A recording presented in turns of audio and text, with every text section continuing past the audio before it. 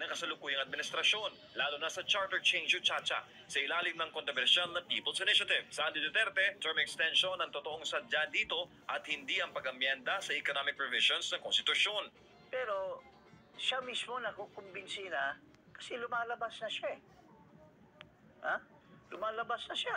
Siya nga nagsabi na bangag ito si Marcos Jr.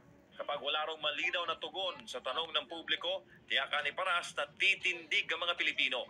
Dahil sa taong bayan nagmula ang kapangyarihan ng mga nasa pamahalaan.